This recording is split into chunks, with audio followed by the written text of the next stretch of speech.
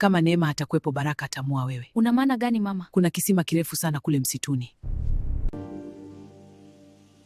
Katika kijiji kidogo kilichozungukwa na misitu na mashamba ya mahindi, waliishi ndugu wawili wa kike. Waliitwa Neema na Zawadi. Neema alikuwa msichana mrembo kupita kawaida. Ngozi yake ilikuwa laini, macho yake yalikuwa makubwa na yenye kung'aa kama nyota za usiku.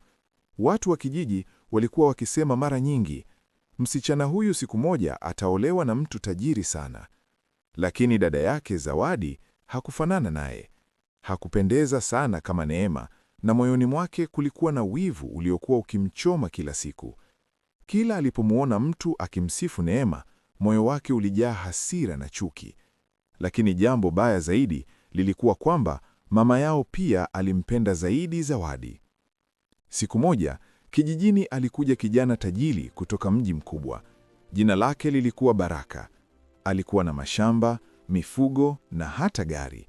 Lakini alipofika kijijini, macho yake yaliishia kwa Neema. Alimpenda sana. Baada ya muda mfupi, alimwambia mama yao, nataka kumwoa Neema. Maneno hayo yalikuwa kama moto moyoni mwa Zawadi. Usiku huo, ndani ya nyumba yao ndogo ya udongo, Zawadi alimwambia mama yake kwa sauti ya hasira, mama, kwa nini kila kitu kiwe cha Neema? Mama yake alimwangalia kimya kwa muda. Halafu akasema kwa sauti ya polepole lakini ya kutisha, kama Neema hatakuwepo, Baraka atamwoa wewe. Chumba kilitulia kimya. Zawadi alihisi baridi kali ikipita mgongoni mwake. Unamaanisha nini mama?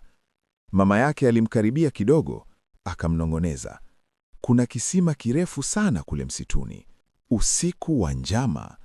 Siku chache baadaye, walipanga safari ya kwenda kukusanya kuni msituni. Neema hakujua chochote. Alikuwa anacheka na kuzungumza na dada yake kama kawaida.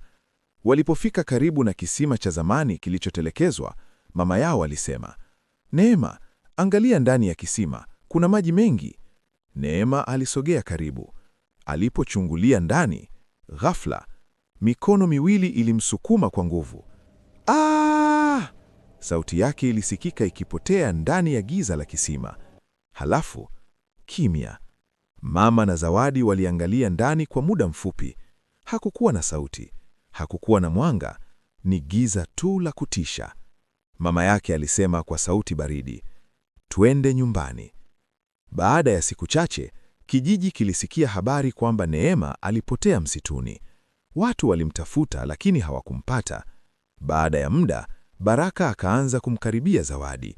Mama yake alimshawishi na hatimaye harusi ilipangwa. Lakini sandu siku ya kwanza ya harusi, vitu vya ajabu vilianza kutokea. Usiku moja, Zawadi alisikia sauti ya maji yakidondoka sakafuni.